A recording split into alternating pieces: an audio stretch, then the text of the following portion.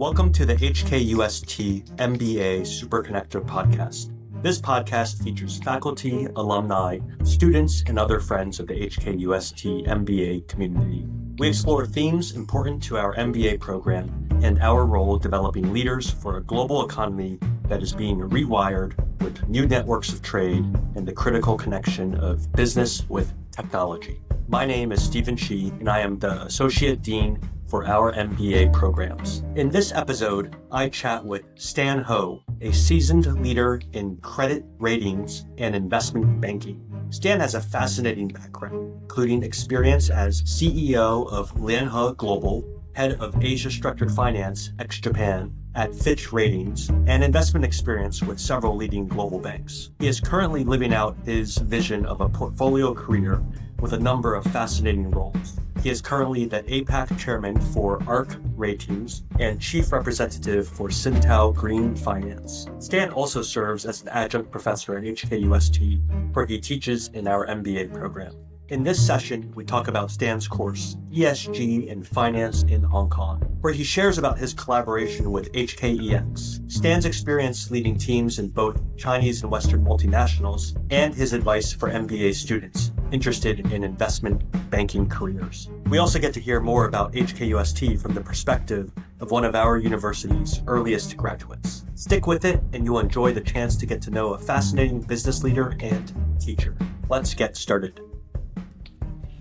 Professor Ho, great to have this chance to speak with you. And it's really a pleasure to have a chance to speak with one of our earliest students from HKUST. I know you were part of that first group to study at HKUST nearly 35 years ago now. And it's really special to have you back at HKUST teaching in our MBA program. I'm curious, how would you describe the DNA of HKUST?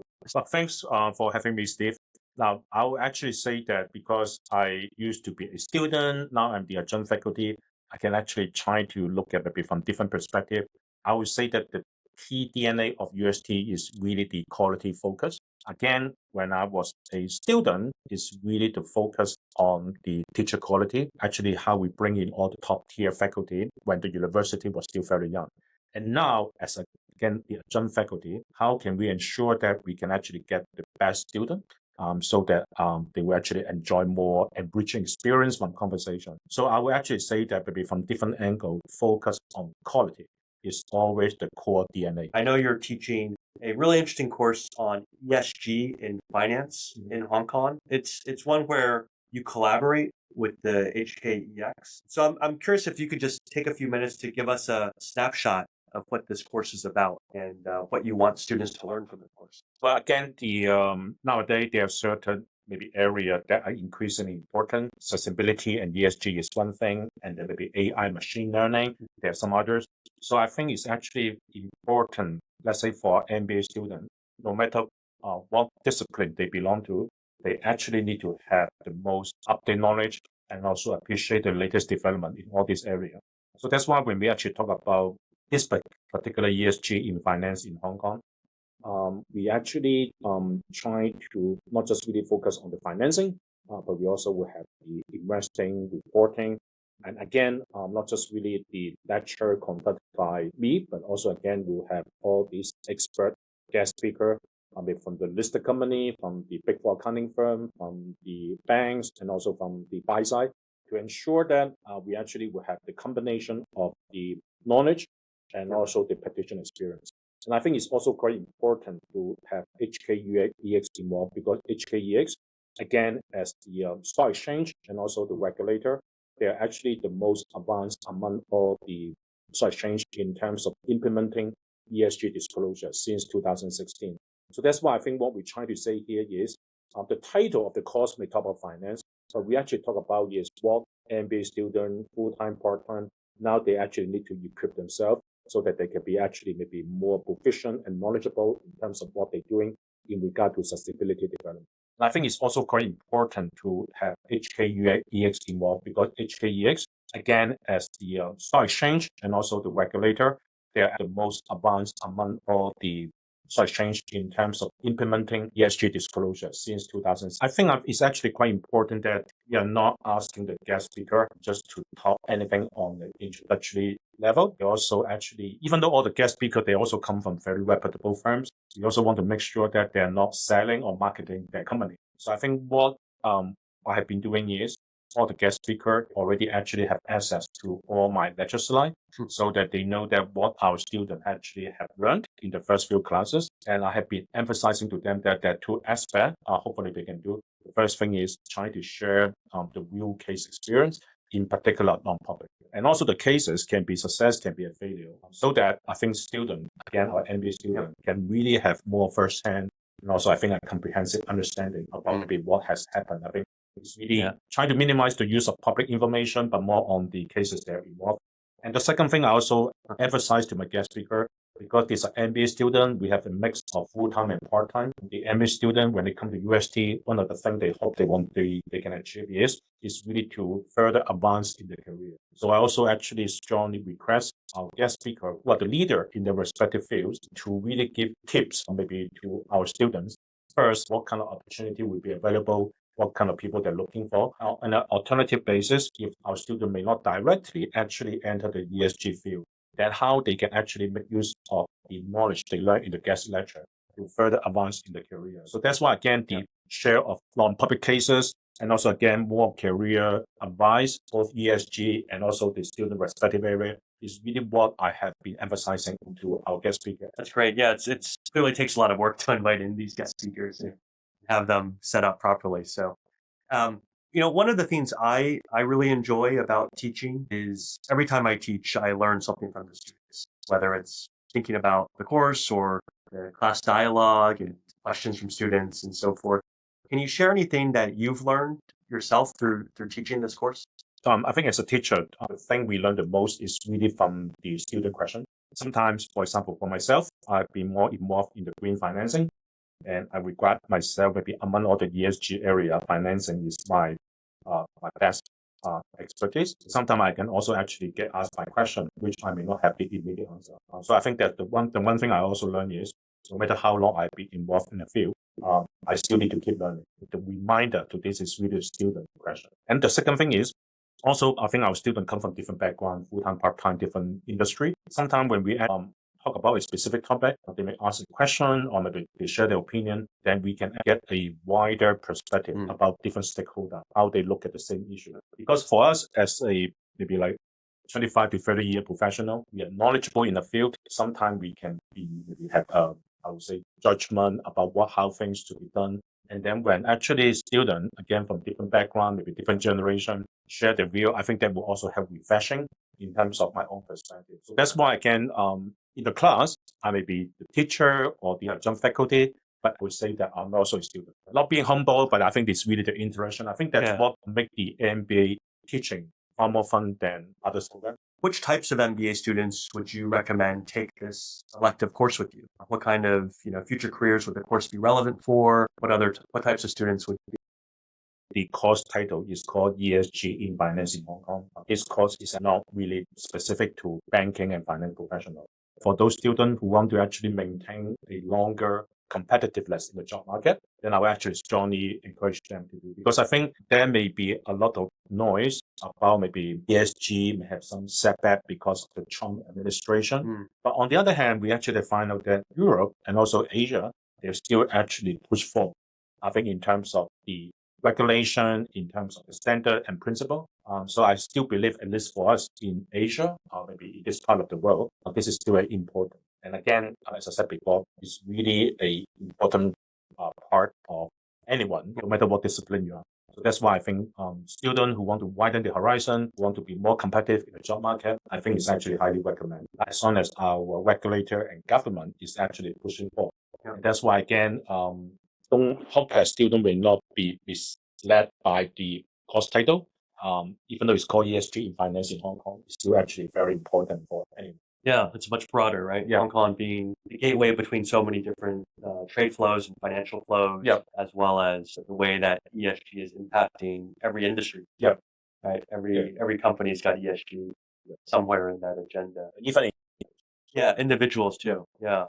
Now you're speaking from a lot of experience. You held a lot of leadership roles in different companies, in credit ratings and investment banking. I'd like to turn now and talk a bit about some of your experience and the lessons that would be relevant for MBA students.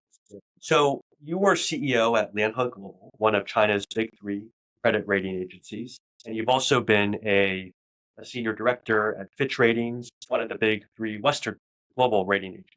Yep. So that's very unique to see kind of two different companies, two different styles.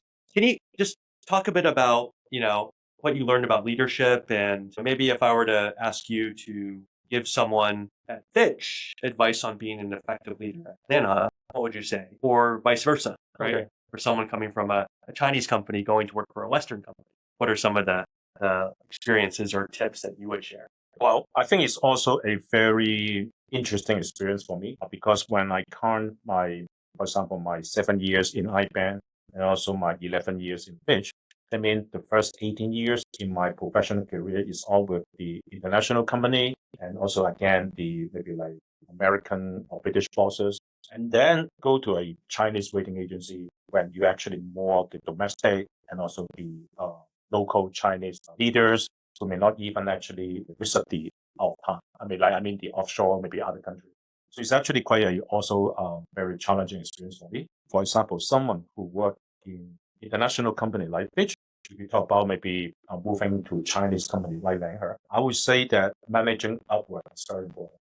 Managing upward is always important, regardless of maybe the nationality of the company, but it's far more important in Chinese because again, when you talk about managing upward, it's not just really the your direct boss, because I think we talk about maybe we use the term leaders. So you should talk about different people senior than me, and then it's not just really how you manage your boss, how you also manage your boss colleague, how to actually. I think in Chinese they always talk about balancing. So I think that's very important.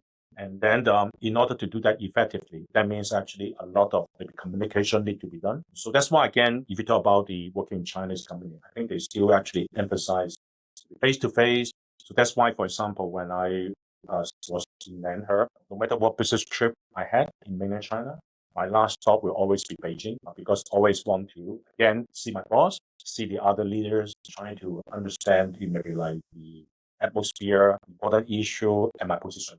So that's why I would say that again, managing upward communication face to face with the leaders is very important. Very important. So that's really the suggestion I would give to someone in international company when they move to Chinese company.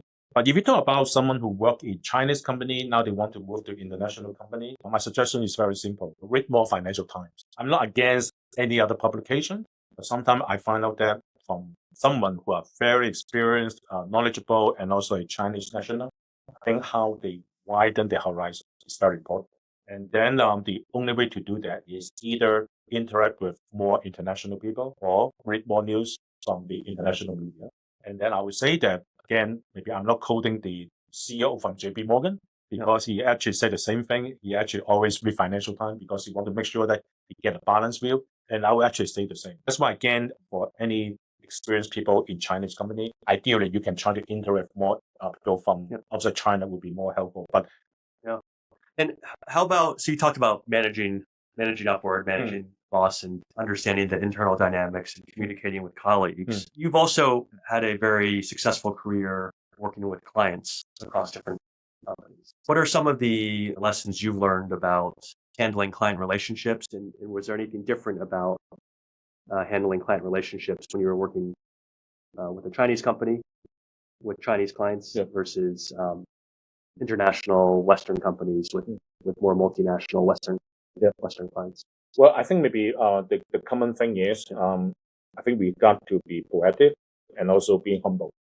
Because again, from my past career, when we talk about IBank, when we actually talk about maybe rating agency, I would say we are more sales side or we are more like maybe professional service firm. So that's why I think maybe like in both areas, I think it's actually important to be humble and proactive. I think that's important. And then the other thing is I'm trying to get some maybe personal details about your client, such that, for example, when it comes to 12 a.m. on the birthday, you can send them a short message. I think that's actually important for both.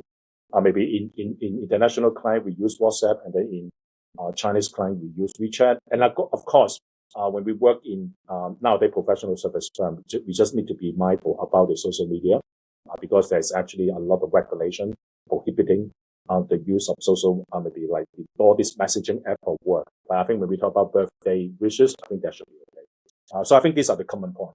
But I think when you actually talk about the differences, I would still think international company, when we engage the conversation, we just need to keep reminding ourselves what solution we can provide to the client. Why client they bother to spend half an hour, 45 minutes?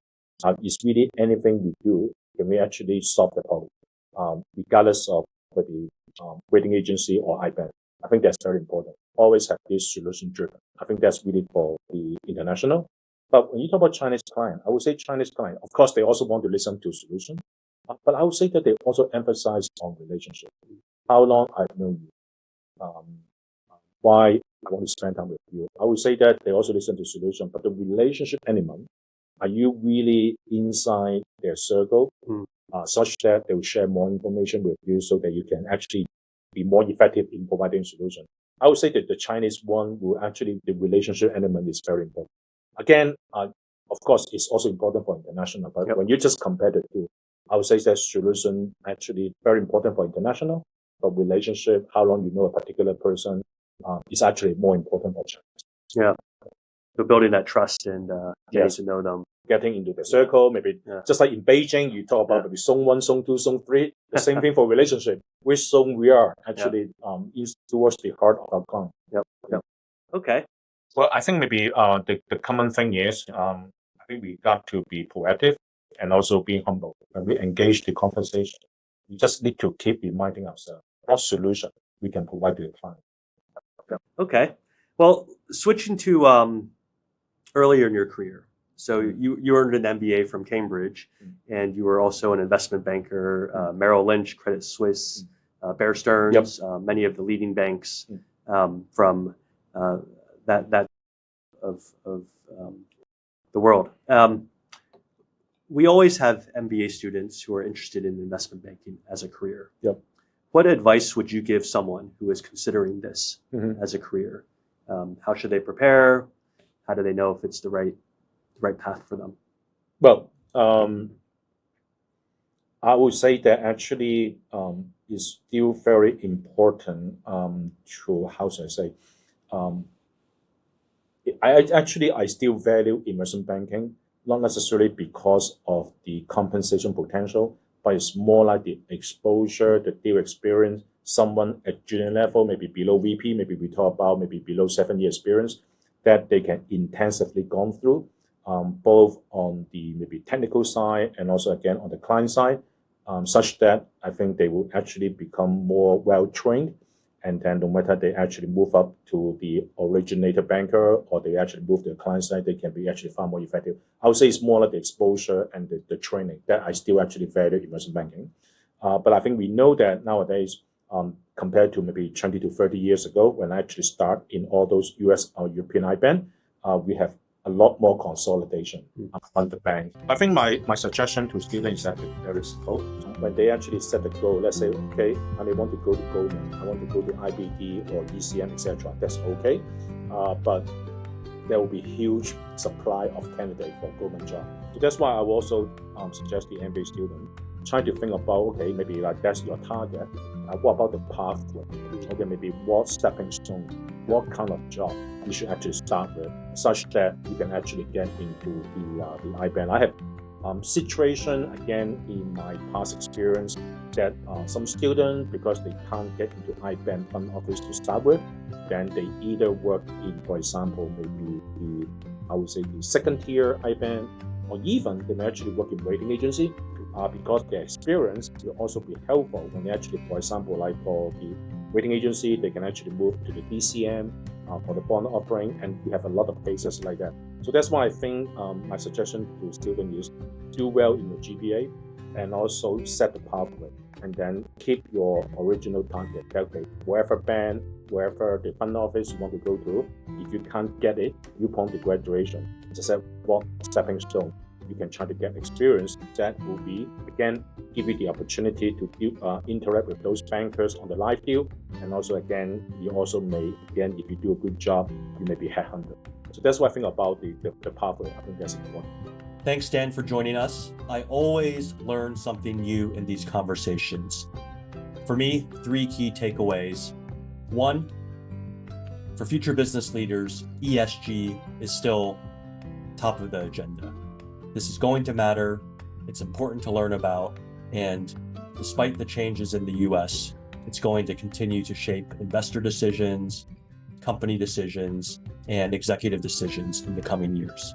Number 2, I really liked Stan's analogy on thinking about the strength of client relationships and using the ring roads in Beijing. Are you zone 1, zone 2, zone 3? That's a nice way of thinking about that.